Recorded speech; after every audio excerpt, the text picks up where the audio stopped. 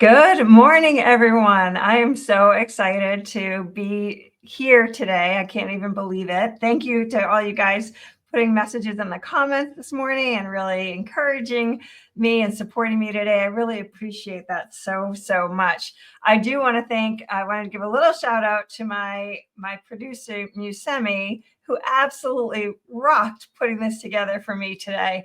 I love the intro and everything that he did, and that's the first time I've actually seen it. So thank you so much, Musemi, for your help in putting all this together. It's finally here. I've been talking about this book for a couple of years now, and I've been working on it. I've had a couple of different coaches that have helped me kind of get along the way, and really, I was nervous about doing something like this. So I want to thank everyone who's participated in ways that you probably don't even know, all of our networking and our conversations and things that are going on within companies. So clients and referral partners and colleagues, just it's been really interesting to kind of go through this journey and have all these different conversations. And like even yesterday, it was like these light bulb moments of just having these awesome conversations about people, right? And most of you guys that know me know I love people. So it's really meaningful to me to have all of you here today on live, and I appreciate you guys coming out and supporting me. And today, what I really wanted to do is I wanted to try to think about, diving into the core ideas behind this book. And I'd love to hear from you today. As you all know, I love interaction. So please put your comments in the chat. If you have questions that you want to ask me, I am more than happy to answer them. So we're monitoring the chat all the way through. So I'm really excited. And I want to thank my publisher, Paperback Experts, Caleb and Michael DeLon. Michael has a really great cohort of groups that I belong to that really kind of encourages, authors and writers to complete actually when they start it. I know several people who have started books and just have never finished it because it's daunting, it's hard, and not an easy thing to do. So I really want to thank Tati and Tamra and all the entire team over at Paperback Expert for kind of helping me bring this through the finish line. And I had a different coach in the beginning, and he helped me get started on the outline and just kind of throwing up the ideas. As you guys know, I kind of throw a lot of ideas around. So it was really, really exciting to be working with all of them and having this actually come through. Also, really quick shout out to my mom. She's 83 years old. She is as many of you know, she's one of my closest friends and people that support me the most. Each chapter, she went through each chapter and did the editing. It was just, it was really, really amazing. And she has been my biggest supporter. So my book is dedicated to my mom. So big shout out to her and the help and support that she's given me throughout my life and throughout my career. Also want to give kudos to my sister Kelsey and her husband Kevin. They have been owned businesses and been on this very very large businesses and corporate. So they read it and they were like talking to me about the tone and who I wanted to speak to. So there's so many people here that helped shape this book. So it was a team effort, not all me. The ideas were for me, but there were so many people that just gave me ideas and read through it. And of course, I got to say a shout out to my husband, John, who has been, we were talking this morning and I'm just so grateful to have him in my life to be like, just go for it and enjoy the ride. So thank you to my husband so much. I just love you to death. So let's talk about the book. So the book is, the reason I wrote it is I've been in hospitality. I've been in the people industry for a very long time. Been working since I was 9 years old. And when I got out of college, I originally wanted to be a doctor, but took a year off, right? Everyone's taking that year off and never went to med school. But I went and worked in hospitality and I worked for Marriott International right out of the get-go for my career. And they are amazing as far as training and development and really people focused. But what I found was they were very team focused, which was super interesting for me. And looking back on it now, they really shaped how I thought about clients, customers, and the people that I worked with. And in between my 2 stints with Marriott, I worked for Brinker International, who runs Chili's Macaroni Grill on the border and ran restaurants there. And I learned so much working for Chili's and observing the different management styles that people had. And so one of the things I think is I've been thinking about this event today and kind of sharing with you where I'm coming from is when I worked with Chili's and I was 24-ish a little while ago, and my GM was so on fire. She was an amazing GM, and she brought our entire team together. We had a couple other managers, and I'll say one, and let's say his name was Bob, right? And he was a more seasoned manager, but not as kind of enthusiastic. He was very kind of rigid and ran the shift the way the shift was supposed to be run. Me, I always looked and said, who's on today? Who's working today? And how can I get people fired up? And so I always, during my shifts, I always ran contests. I was always jumping in the back of the house, helping out the cooks, right? Because I love cooking and I love the back of the house.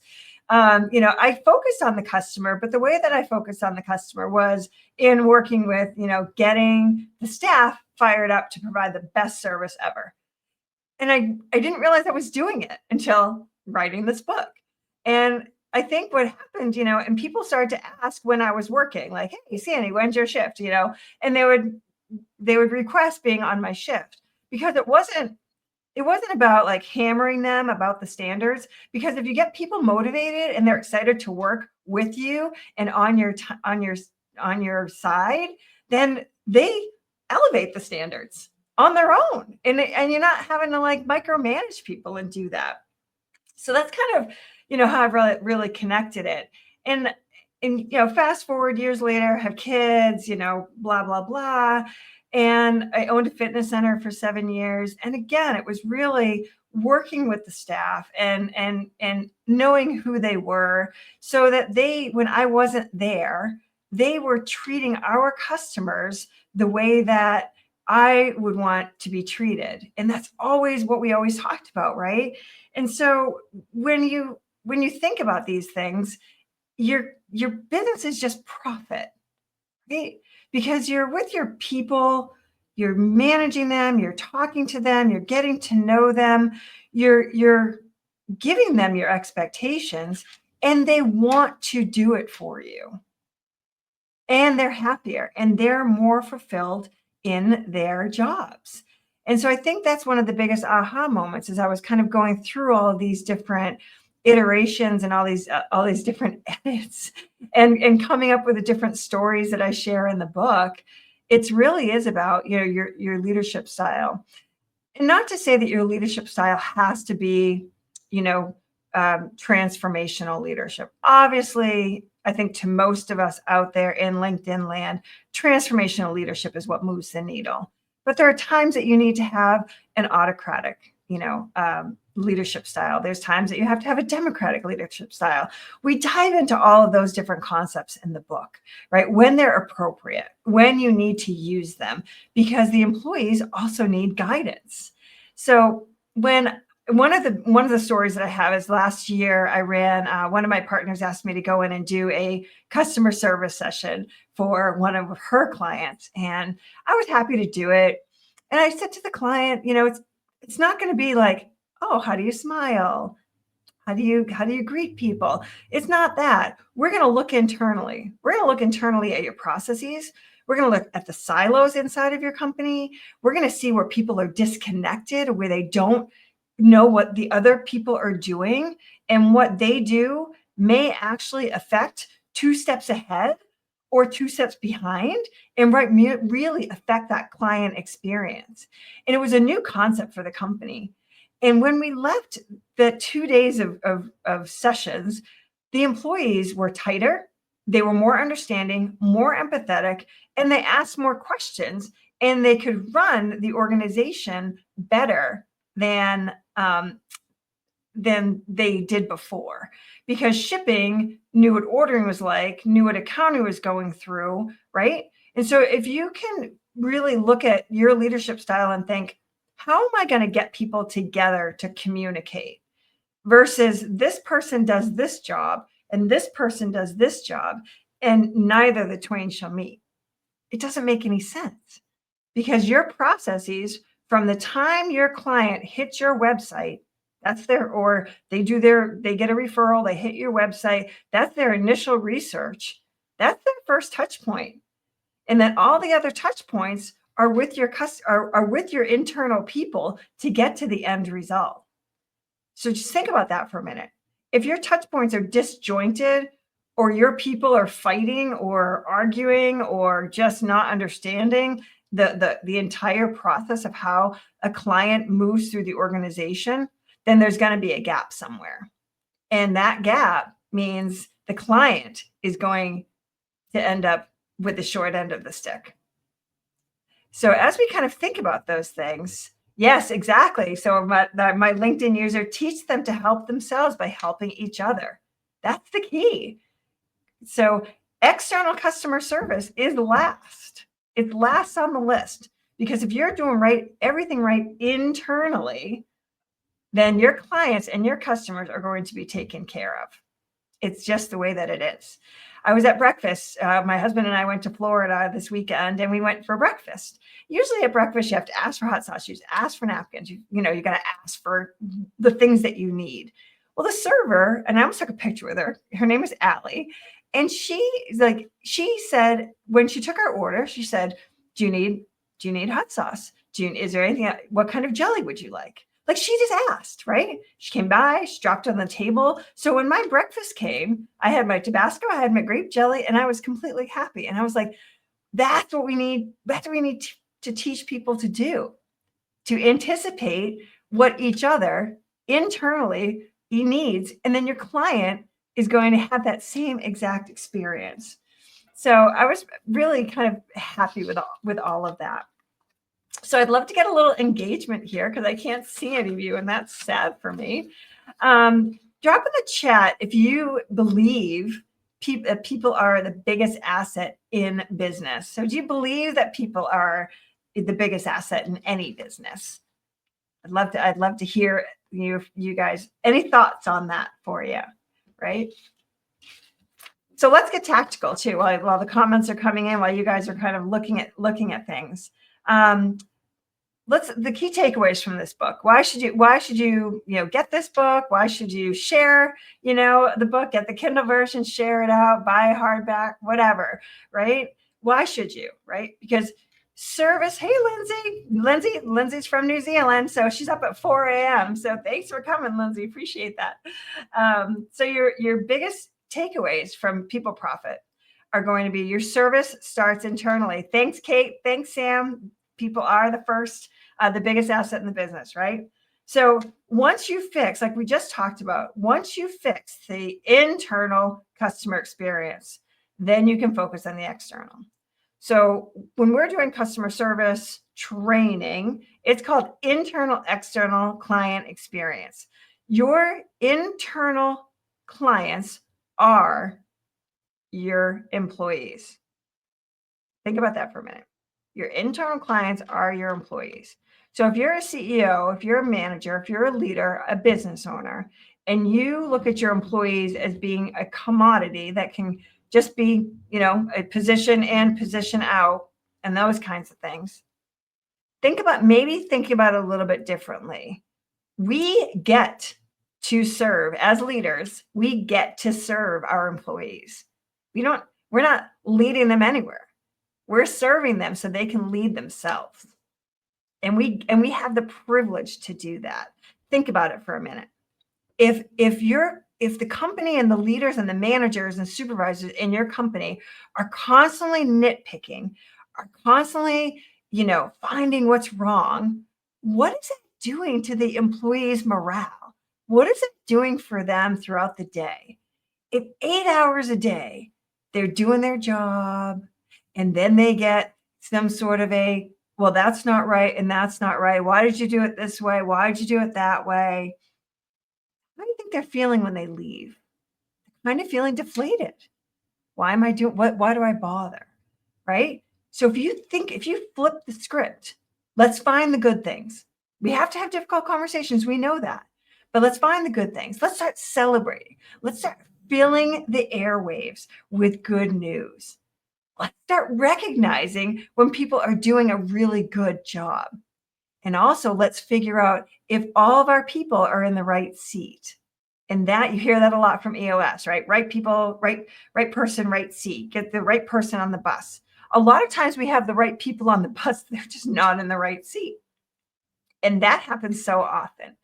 One of my clients, we were doing a internal external customer service client experience, and we did some communication styles and we did some work style work with them. And the woman that was the receptionist was pretty miserable. She was not a happy person, right? And that came across on her phone interactions when you walked in the door, right? And I said to her, yeah, do you like doing what I'm like, what do you like doing what you're doing? She's like, no, I hate it. Because I don't really enjoy talking to people.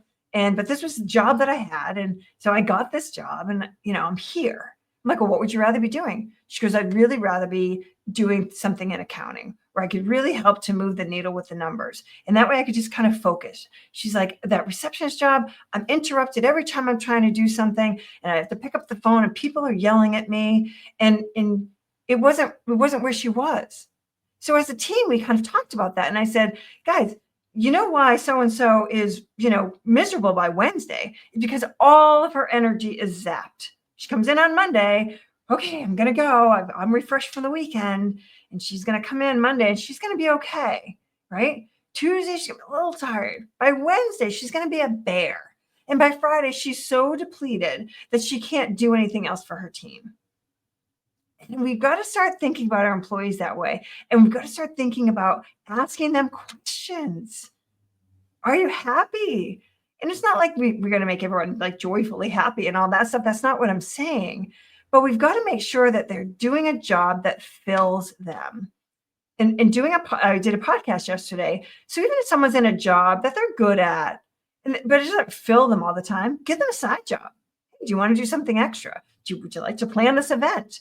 Would you like to do this, right? Make sure you're feeding them in some way. Because how many times have we gone to a doctor's office? I'm going to pick on medical. Go into a doctor's office and, they're looking down, right? They're not even looking at you. And they're, and they kind of appointment, blah, blah, blah. They don't, they don't greet you. They don't call you by name. It's just a whole different beast. And then think about your favorite restaurant where you walk in, they're like, hey, how's it going? They're happy to see you. They've gotten to know you. That's a culture in which their ownership, leadership, management are about making sure that this is a team. So the second thing you want to look at is the transactional versus relational leadership. Transactional versus relational. How many times have you ever gone to a bank, a credit union? You go and you deposit your money, right? They take it, they give you a slip, off you go, right? I know some of my bankers out there is are saying, no, that's not what we do. They've changed their format. They've changed their format to be more universal bankers than being tellers. Any of my bankers out there, please feel free to chime in here. What's a universal banker? A universal banker is someone who's established a relationship with the customers of the bank. Why is that important? Because I can transact anywhere. I can transact with an ATM. I can transact with, a computer. I can transact with online banking every day. But when I want to have someone help me solve a problem, or let's say you sell a house and you're depositing a check for, $50,000, and someone takes that money and they deposit the check and the teller gives them their receipt and off they go. What happens to the bank? If they're not taught, well, someone's depositing $50,000. Well, that's amazing. Do you know what you're going to do with that money yet? Do you know that these other services that we offer? What about it? And just talk about the different money markets and the different ways that they can invest, right? If you teach and you develop your employees to think outside of their silo, outside of their job, and get them to think more about what they can offer and how they can serve that client, then that client will stay with you for a very long time and they'll refer you. I love my bank. I love them so much. And one of my dearest friends is my business banker. And I have several relationships with a variety of different bankers.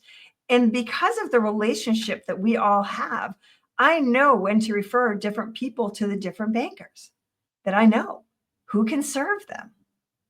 And because the banks are investing in the development of their people, the education, they're growing their people, right? That's what Lindsay's saying in the chat. Feeding someone's growth is your gift as a leader. When you keep people stagnant, they're not going to serve your clients very well. They're going to act stagnant. They're going to go through the motions, but they're just going through the motions. And that's sad for your clients. The third thing that I want to look at is your culture drives profits, right? So the return on investment of this people first leadership is how you increase retention and revenues, right? So if you've got employees who are happy, right, satisfied with their work, excited to be there, happy to work with their team, there's very little friction that's ongoing. The day-to-day stress stuff, that all happens. I'm not going to say we're all going to live in a Pollyanna, world of culture. The day-to-day stuff's going to happen. But if the overall culture is positive and that people are working together and they're not working against each other and they don't have their own agendas and they're not living in silos, that means that your employees are going to stay. Retention is huge. In the hospitality industry, every hourly employee that turns over costs that company $4,000. That's any hourly employee. So when we think about that dollar amount, think about what your turnover rate has been over the last 3 months if you run hourly employees. That's huge. The other thing about culture and retention is that your team, that group of people that's been working together, gets really comfortable with each other. You're not in training mode all the time. You're not in reinforcement mode all the time, right? You are in a time of growth where you can come to a new idea with an established team and they're going to tell you, right? They're going to tell you whether it works or whether it doesn't work for them, or they're going to give you their thoughts because they've been around for a while. And they're oftentimes will support you as the leader, as the owner, business owner, CEO, because they're like, let's go. We know enough how to fix problems. But if you've got a constant turnover, your retention is down, you have got to look at your leaders. And I know that that's very forceful, right? And if we look at chat here, right? Helping someone to see how they contribute is a way to unlock their innovation and commitment. It's a wonderful way to serve as their leader because you're investing in their journey. Exactly right. So taking some time.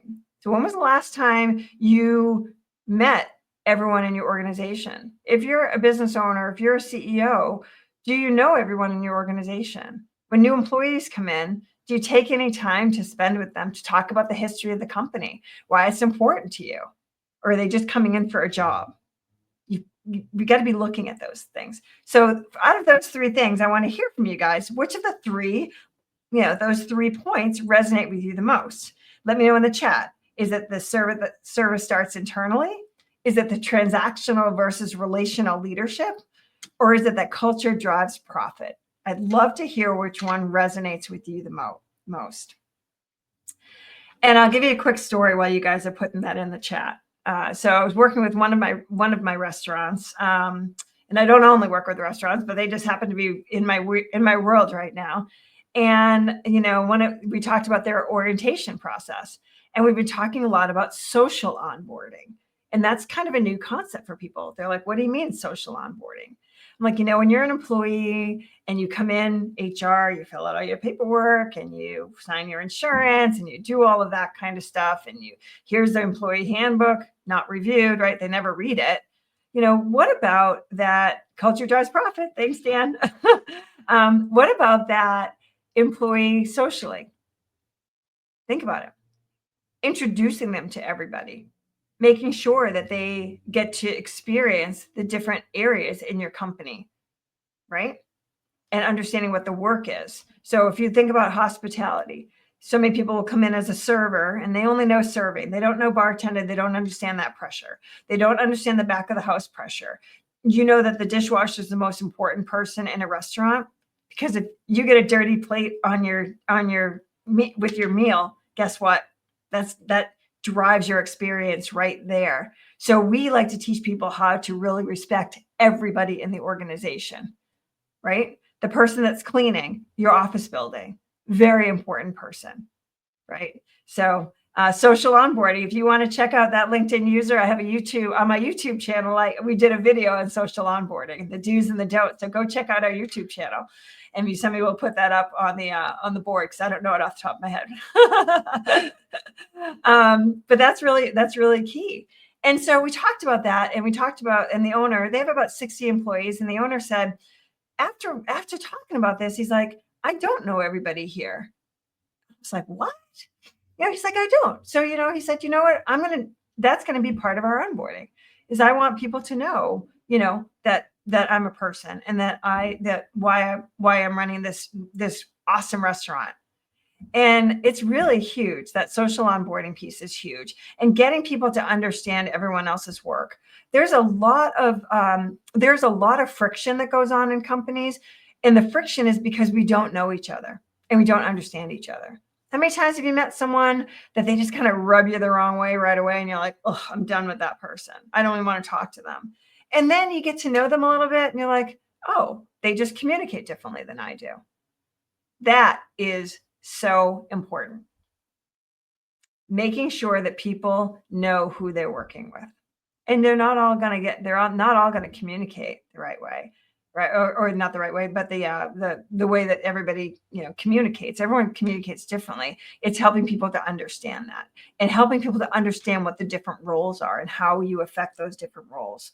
So, and writing this book, I felt like that was a piece that was missing. We go through so much of the motions of this process of bringing people in, dropping them into their job. Here are your teammates in your group, right? Maybe, or you're working remotely and you don't have any interaction. right? That's hard. I've got two Gen Zers, and it's been really hard, kind of watching them. And I'm not sure if my youngest is on here or not. But, his job was completely remote, and the company's based, in the Midwest. And so for him to kind of make those connections, it's a lot of extra work to do that, but you have to do that. So think about your work situation. If you're a remote company, what are you doing to socially onboard people? Are you bringing people together every quarter? Are you having, group meetings? Do you have the right equipment? Right? Some of us are in the big squares on Zoom. For my team, I have an owl. I've got team members all over the world. And so we put the owl, so they can see my office, so we can walk around and whiteboard, and we can have some more interaction. So think about those kinds of things when you're working with your employees, especially in that remote environment, because the digital isolation, and that's Stephanie Heider's from Bridging Distance, that's her phrase.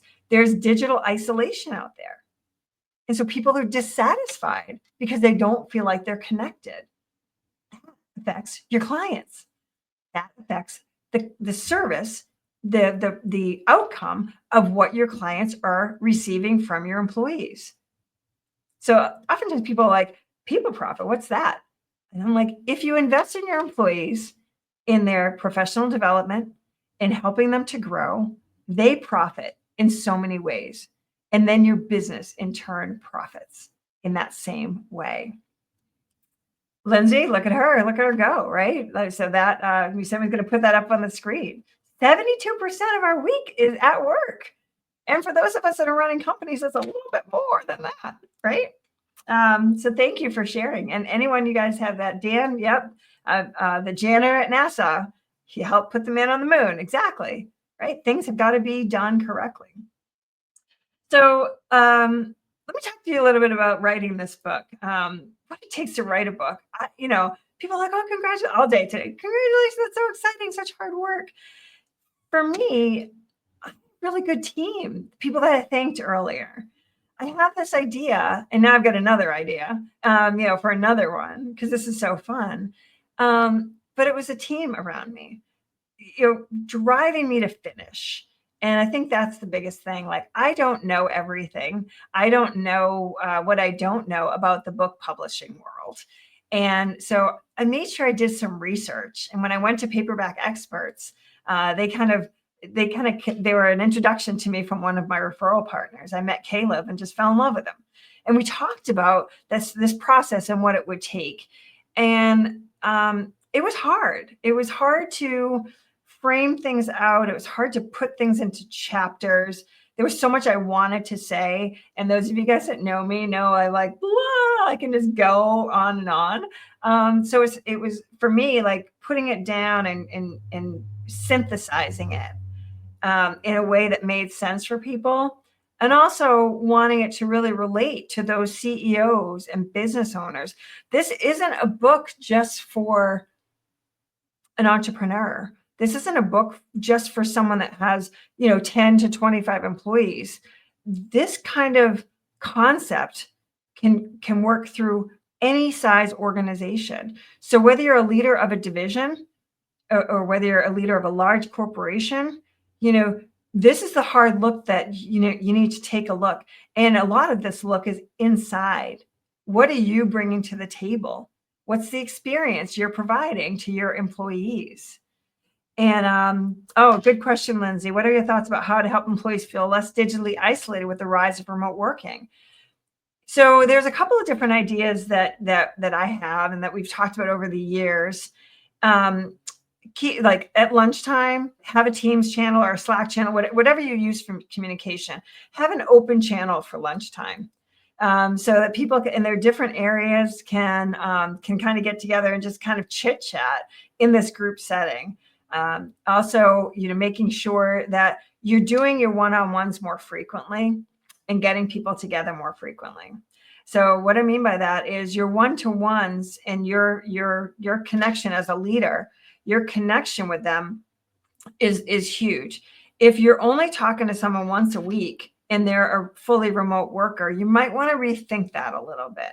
doing morning huddles with the team together, 10 minutes in the morning, just a little coffee chat, a little huddle about what's going on, what to expect, then for the day kind of thing. So being able to bring people together so they have this conversation.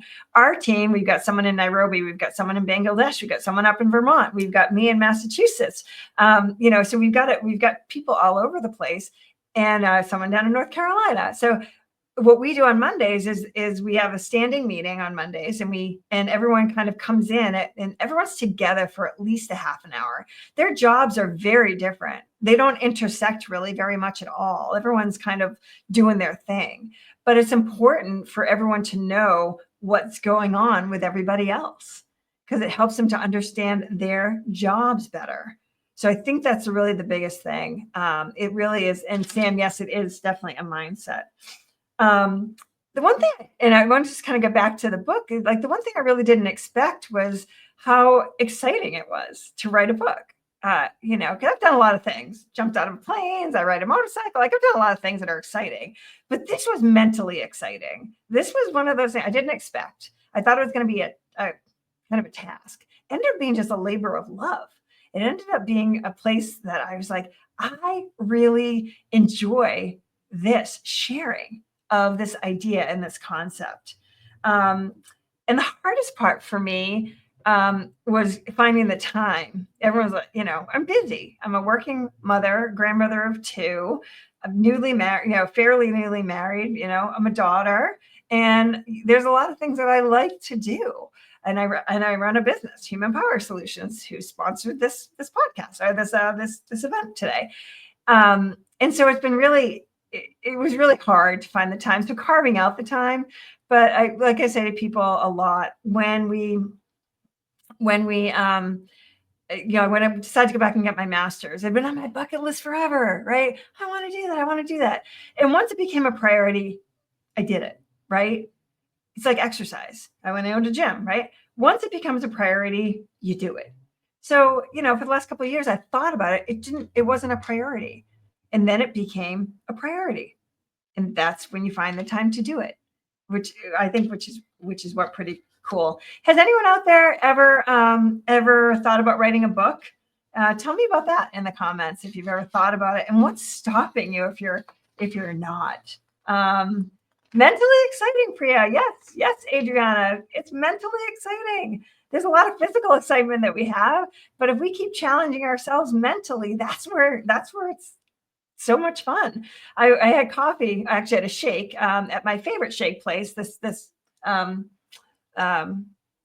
Fresh Monkey, and they're a franchise. They're so good. If you ever get a chance to go wherever you are, go to the Fresh Monkey. And I was having a shake with one of my colleagues, and I was talking to her about, I was at a conference and just learning stuff. And she said to me, I thought you knew everything. And I'm like, are you kidding? No way. Like, that's where your employees they should be looking at, like, wanting to learn more. If you create that professional development environment where people are able to learn more and keep their brains stimulated, they're going to stay with you forever. And they won't leave for $1 an hour more or 25 cents an hour more. If you're in manufacturing, have you given the people that are really good at what they're doing, have you given them the track to become a supervisor? But not just the track, but have you given them the training and the development so when they get there, they will be successful at it? That's what it's all about, right?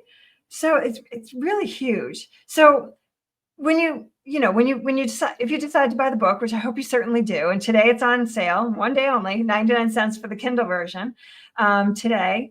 Reading the book is one thing. We all read books, right? We read Traction, we've read, Think and Grow Rich, we've read all kinds of books. I've read a ton, right?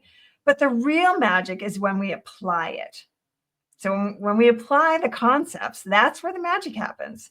So we're going to be doing a People Profit free 3-day challenge in April, starting April 9th, I believe it's going to be. And so we're going to have signups available on Friday. It's just a 3 days, 2.5 hours each day on how to apply the concepts as a way to kind of keep the momentum going for yourself.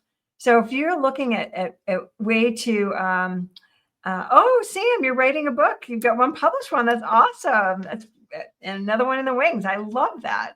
Um, so this 3-day challenge is going to take all the different concepts in the book. It's 2.5 hours from 9 to 11:30 for 3 straight days, and we're gonna dive in deep to all the different concepts in the book, and it's going to be more of an introspective of what you can do to really make the changes. And if you're a new entrepreneur or a new business owner, if you start learning these concepts right away as you bring people on, that's where you're going to really succeed, because you're not going to make the mistakes of so many entrepreneurs out there and business owners that bring people in and think you're going to fix this problem.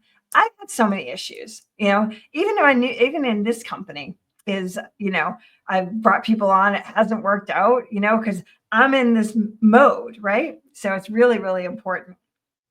Oh, we got Dan's in a copy now. Lindsay's in a copy now. I love it. You guys are all writing books. I can't wait to read them all. I can't wait to attend your LinkedIn Live.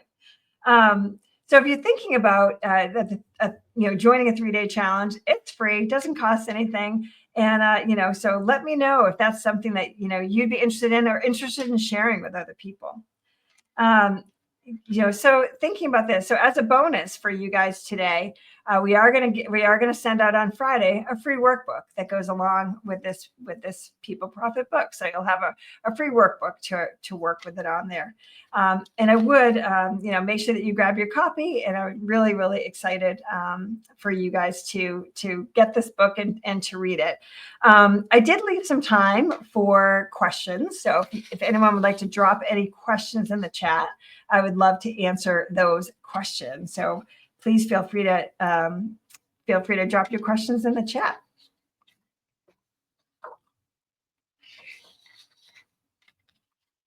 And I see Michelle Mercier out there. Hello, Michelle. Great to see it. Great to see you out there. Really exciting. Yeah. Could you repeat the date? Yes, our People Profit Challenge is on April 9th, I believe. It'd be 9th, 10th, and 11th, Wednesday, Thursday, Friday from 9:30, from 9 to 11:30, and we will be sending out invitations to all of you guys that are here. I will put that in follow-up email for you guys. Hey, Lynn. Yes, we will send out that website for you for sure. Absolutely. And I think, just thinking about all of this, and people, am I writing a second book? I heard it's like getting a tattoo. Adriana, I have like 3 more now in my mind. So yes, I've never had a tattoo. I don't ever anticipate having a tattoo. It's just not my thing. But yes, I've been thinking a lot about the different generations and the different culture. So yes, there's a lot of things that are kind of filtering in my brain. The biggest problem this challenge will help you solve is thank you, Lindsay, for that question. The biggest challenge is going to be where you are and how to make that shift. So I think for a lot of people, going from that transactional leadership style to a people first leadership style is really difficult for people, because when you're a people first organization, as a leader, you've got to learn to delegate and trust. And as many, many people know, it's very hard to let go. If you're a division leader, if you're an SVP, a VP of a company, a business owner, wherever you are, it's building in that trust and building in that culture of, I'm going to develop the employees. I've got to change my own mindset. And maybe my leadership style isn't really resonating with people. I'll give you another quick story. I was in New York at one of our transportation companies a couple of weeks ago, and one of the managers was very, very raw. It was a really great conversation.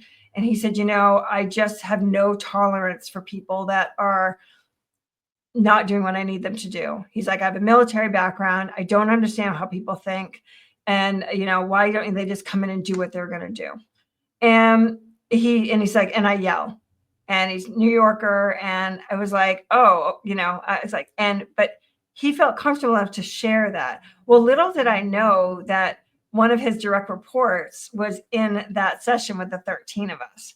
And during that session at lunchtime, one of the employees came up to me and said, I have this boss who, I'm doing what he's asking me to do, but I'm doing it in the time frame and my style. He's like, I'm not a quick mover, but I get everything done.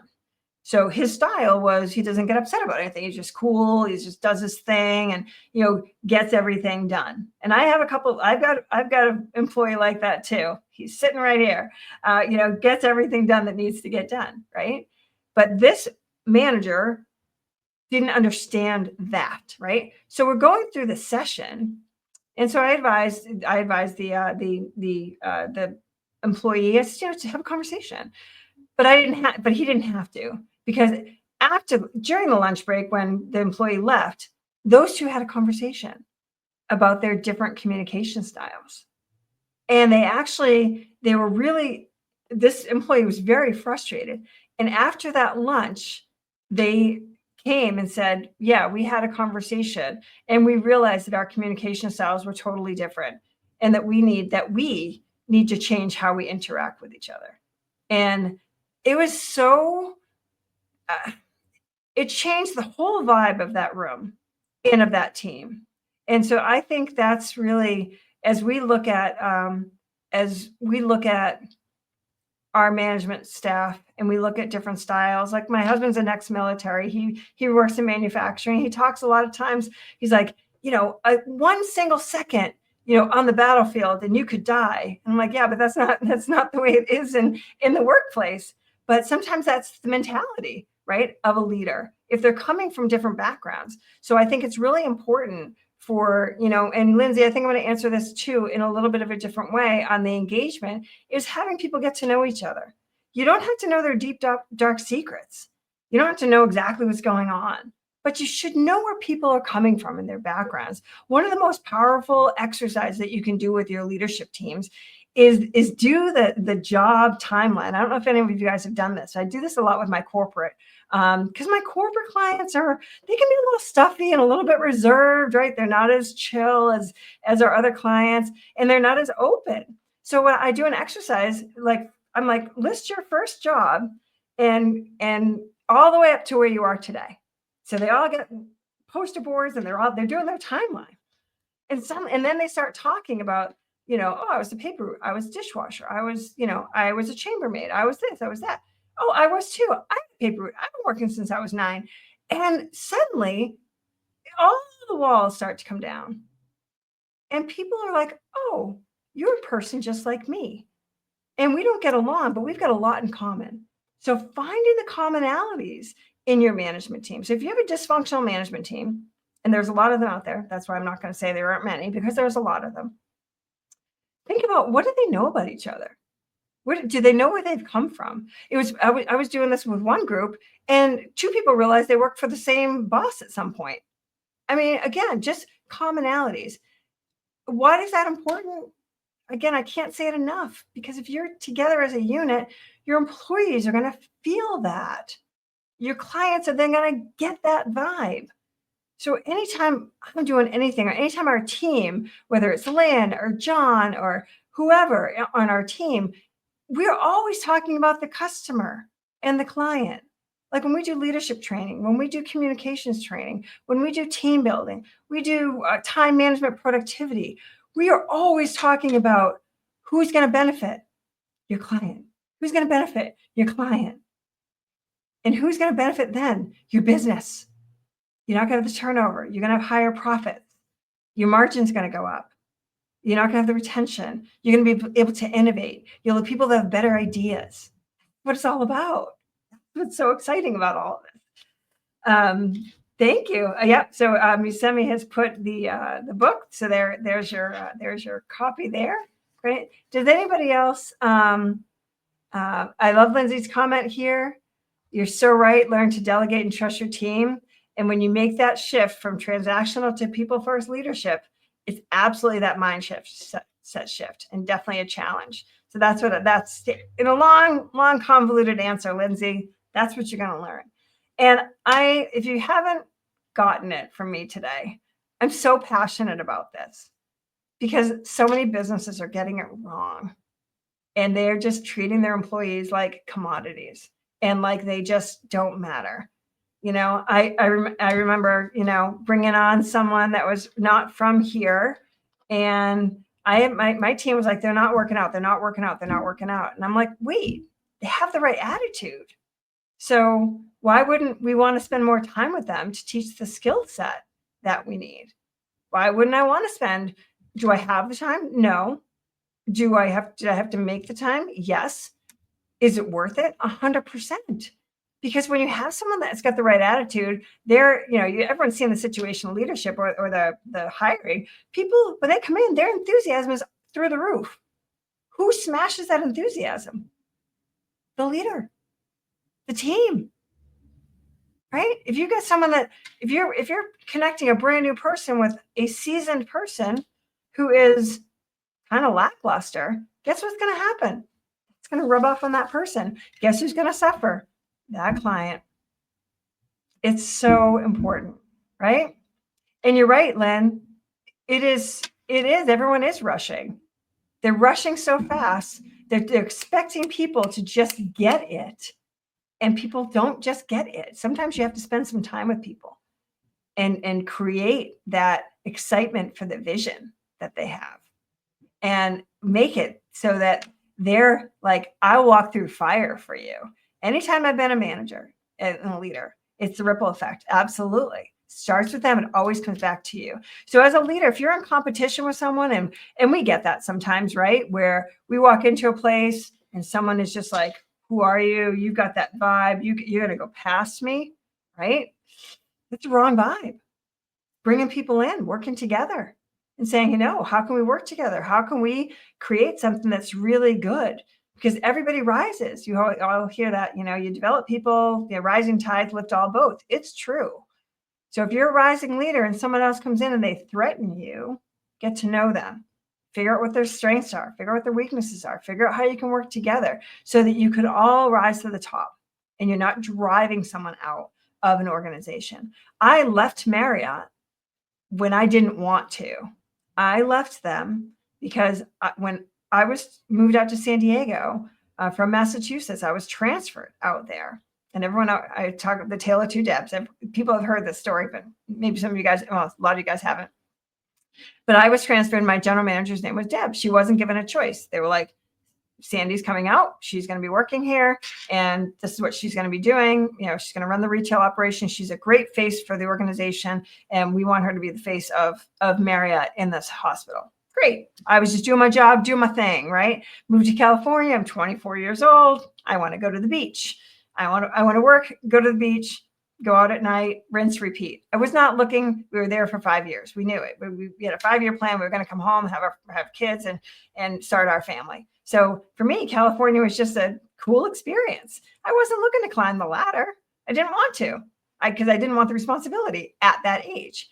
Well, that general manager didn't understand that. Because my work ethic was what it was. I was really good at what I did. And at one point I sat down with her and I'm like, I am 24 years old. This is all I want to do, right? I'm here to make you look good. I'm here to make the company more money and to, make the doctors and nurses and all the visitors happy with what we're doing. Well, she made my life so miserable because all she did, she came out and she nitpicked. The garnish wasn't right. We didn't wipe a counter, whatever it was. It was every day was something wrong. And I went from having a job that I loved. I would still be there. I loved that company so much. I stay in all the Marriotts. I'm so loyal. And she drove me out. I said to my fiance at the time, I'm like, I just couldn't do it anymore. So I went and did door-to-door sales. Then I went to work for Chili's. And the other Deb was awesome. She taught me everything she knew. She taught me inventory. She taught me how to run a restaurant. She taught me about labor costs, food costs, how to run a good organization. It was amazing, right? But it's amazing what a leader can do for someone. So if you've got young, up-and-coming leaders, high potentials, take care of them. They want to learn. They want to know. Samantha, the one thing I've learned about me in the process is resiliency, I think. And I've had to really learn to not let that negative person kind of drive my mood, and it's been a long process for me. I've done a lot of different things. But I have realized about myself is that I don't want to work for anyone anymore because it's hard. So for me, I like running my own show and I like doing, and I find that I am able to adapt to different people's moods and I'm more tolerant and more patient as people kind of come into my world. Um, so Lynn, yep. When you don't set those expectations, that new employee, that high school, that fresh out of college person, if we aren't clear with what the expectations are, not only of the job, but also of behavior, right? If we don't set that up right away, then you're setting your new employee up for failure. And then what happens? More turnover. Clients uh, aren't getting the service that they need. Maybe the product that you're producing is wrong or has a defect in it. So maybe someone's not checking for details. Maybe they're not checking for paint splatter, or they're not checking for the right insert into something if you're manufacturing. Maybe if you're in an accounting firm and you are just so mentally focused on just the numbers, right?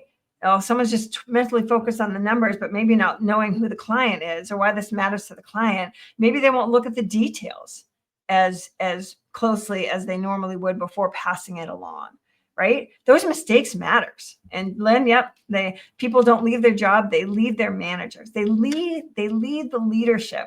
Lynn does a lot of work for us, and I can't say enough about how she represents our company in such a way that's absolutely amazing. How to influence a change to people first leadership at the top table. Yeah, it has to start at the top. I mean, you can do what you can do in your divisions and things like that. But if the rest of the company around you is kind of in that mindset, we see this a lot in law firms and CPA firms and some of the professional services firms. I'm not calling them out, but some of those that are just really hyper focused on the delivery of the product or the service or the briefing or whatever. We often find, because they are so focused on that, and their billable hours, we hear that all the time. Like, what are the billable hours? Why should I spend professional development time on, when people could be, doing their work and billing for those hours? That's what we need. Well, why should you? Because your turnover rate is big. Your clients, your employees, your internal customers will be burnt out, and your clients are going to feel that.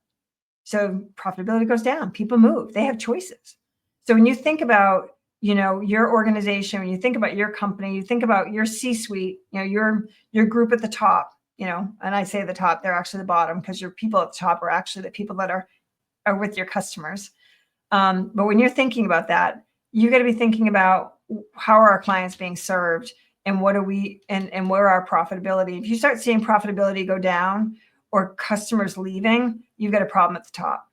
And that's, I think, something that, may not want to take a look at that, but go home and talk to your spouse and say, what do you think about this? She or he will give you that very honest answer to you. So I have time for one more question, and then we're going to be kicked off. Okay, I don't see any other questions. I wanted to say thank you so much to all of you for joining me today. I hope you were inspired by people first, people profit, right? I hope you kind of take some of these things and internalize it and take a look at your organizations. Or if you're a coach out there and you're a coach, or you do facilitation, like our team does, maybe take a look and say, what am I talking to our clients about? And if you can talk to your clients about not just doing that professional development inside, but talk to them about how that affects your external, how it affects your client loyalty, your repeat orders, your referrals, it all ties together. And so I'm really excited for everyone to read this book. Thank you. I'm so happy that you could all come. Stay tuned. All of you that came here live today, I'll be sending you a workbook, an online workbook to kind of go along with the book that you guys can kind of work through. And we'll be putting out the actual dates for the 3-day challenge in our website for you guys to sign up. And feel free to share, everybody. Lindsay, thank you so much for coming. I appreciate that 4 a.m. rise from New Zealand. And thank you all so much again for coming. Appreciate it. And we'll see you soon. Our podcast is launching. The People Profit podcast is launching at the beginning of April. So be on the lookout for that as well. And if you want to see more on social onboarding, please head to our YouTube page to take a look at that fun video that I did with my good friend, Josh Wells. Thank you all so much for coming and have a great afternoon. Take care.